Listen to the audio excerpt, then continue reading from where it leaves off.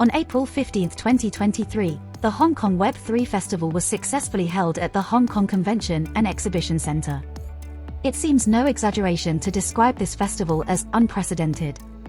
The festival has gathered more than 300 industry leaders and held more than 200 keynote speeches, 57 roundtable discussions, 7 fireside chats and more.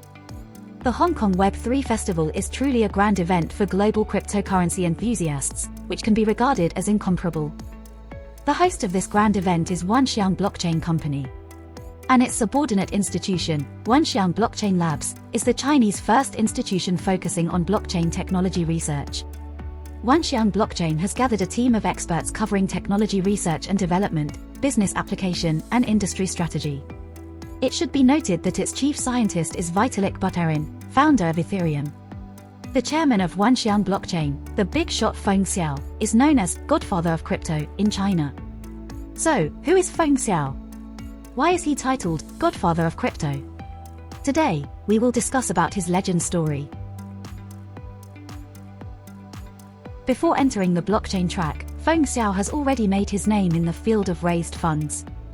In 1998, raised funds are just emerging in China, and that's when Feng Xiao founded Bozera Funds, one of the 5 long-standing fund companies in China. Xiao is also a legend in the field of raised funds. He has been in charge of Bozera Funds for 13 years, and the management scale of Bozera Fund has soared from 2 billion to 110 billion. In 2011, Xiao Feng stepped down as the general manager of Bozera Fund, and people were wondering where he would go. In the end, it is found that Xiao Feng joined Wanxiang and assumed an important position. In Wanxiang Group, Xiao Feng has led the establishment of Wanxiang Blockchain Laboratory, the earliest blockchain technology research institution in China, and Finbushi Capital, the largest domestic fund specialized in investing in the blockchain field. On October 17, 2015, an informal blockchain event organized by Xiao Feng was held at Shanghai Red Elephant Restaurant. It is worth noting that the slogan of that event is "Anyone can participate in and no admission fee." This informal event led to the famous First Global Blockchain Summit. However, the attendees at the time did not realize how much impact the conference they attended would have on the future. 3 years later, in 2018, when the 4th Blockchain Global Summit was held, the tickets were as high as 4,500 renminbi. Back in 2015, at the first Global Blockchain Summit, Xiao Feng has not only generated a great deal of attention, but also encountered with Vitalik Buterin. Vitalik, the founder of Ethereum, was one of the speakers at the summit. His project was chosen by Wanxiang and Xiao Feng, and Vitalik has become the chief scientist of Wanxiang Blockchain Lab. It was also this time when he met Vitalik, Xiao Feng saw the power of technology and capital.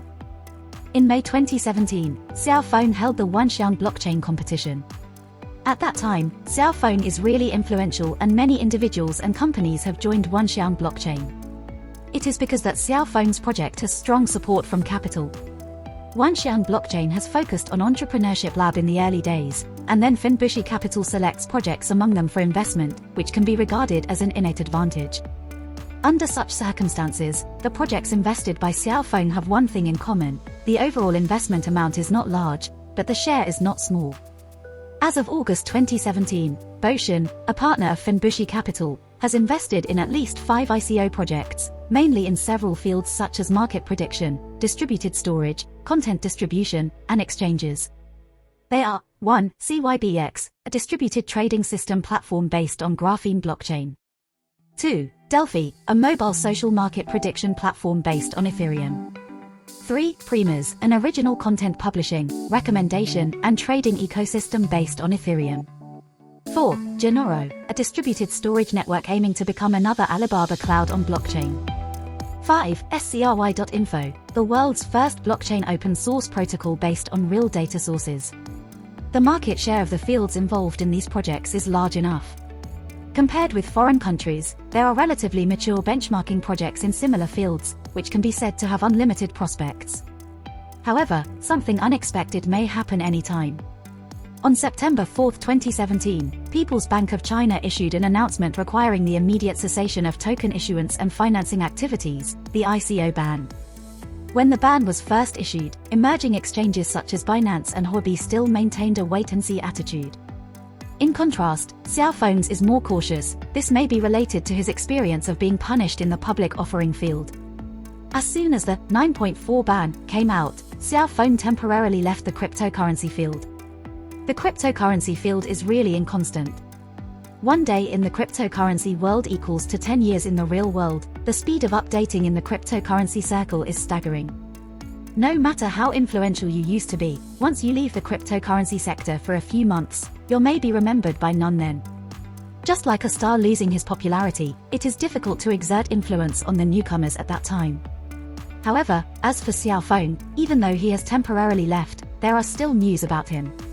Although his exchanges and ICOs were closed, the influence is still existing in the cryptocurrency circle. This is because Xiao Feng has created a unique trading gameplay in cryptocurrency market operation. The operation of the blockchain bookmakers all has the shadow of this kind of gameplay. In August 2016, Xiao Feng returned to the crypto world. He led the investment in a company called Jiuzhen Finance, whose founder was Sun Lilin. It is worth mentioning that the amount of this investment is as high as 150 million yuan, setting a record for the largest single investment in the blockchain field. In 2017, Jiuzhen Finance changed its name to Matrix Element. In July 2018, Sun Lilin had a new identity, the founder of Platform. This project was led by Xiao Feng himself, and the CSO of Matrix Element is Xiao Feng's daughter. In April 2023, the Hong Kong Web3 Summit hosted by Wanxiang Blockchain Labs was successfully held, which pushed Xiao Feng, the chairman of Wanxiang Blockchain and Hashkey Group, once again under the spotlight.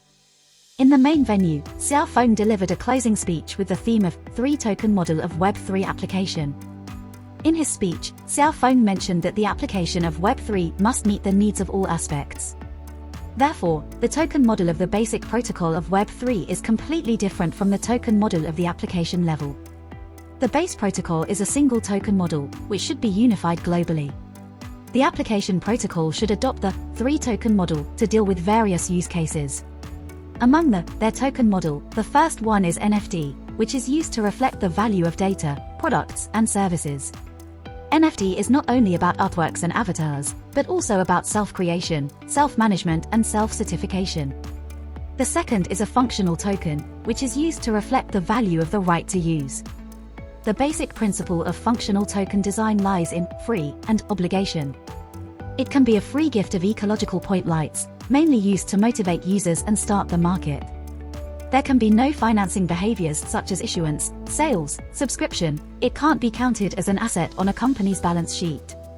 Its price discovery mainly depends on the secondary market. The third is a security token, which is used to reflect the value of ownership, that is, the value of equity. The nature of security tokens is the same as that of stocks. STO can be processed on the virtual asset exchange. STO is equivalent to being sold on the global network of the public chain.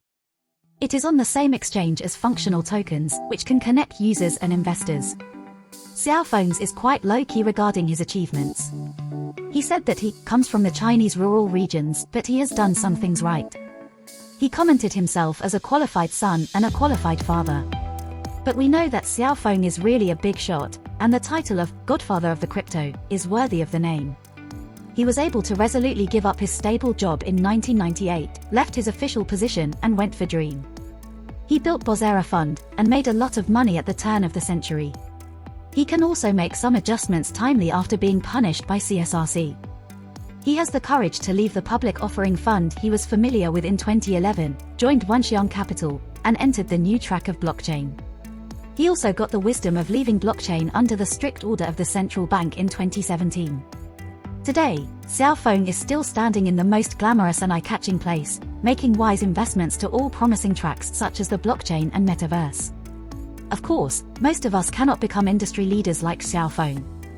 But Xiao Feng's spirit of tirelessness and resilience is something worth learning for everyone.